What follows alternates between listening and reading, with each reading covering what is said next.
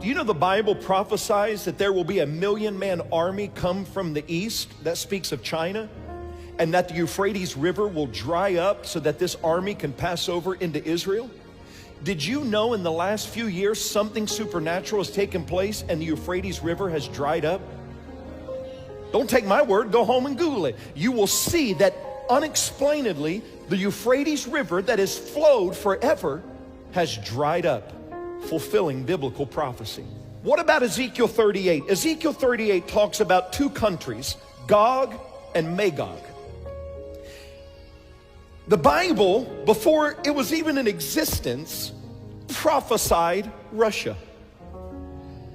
Gog and Magog represents Russia and Iran. And it says at one point there will be a war break out around Israel, and Russia's enemies, Gog and Magog, will surround Israel from the north and from the south. Now it's interesting that in the last few months, Russia has entered into a treaty with Iran, just like the Bible prophesied. Iran is funding two terrorist groups, Hamas and Hezbollah. Hezbollah is in the north of Israel. Hamas is in the south of Israel. Right now, Hamas is trying to convince Hezbollah, let's attack Israel together. We've got a chance right now.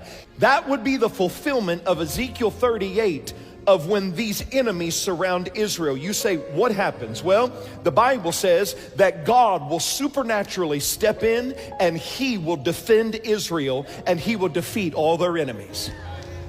Do you realize we could be watching that happen on our TVs right now? Right now.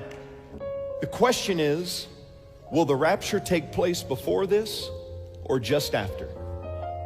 What we know is after God defends it, there will be a man that will rise up and he will bring peace to the Jewish people. He's the Antichrist. That's how close we are to seeing biblical prophecy fulfilled right before our eyes. So I would ask you what my dad asked. If your heart were to stop, or if the trump of God were to sound, would you be ready to stand before God?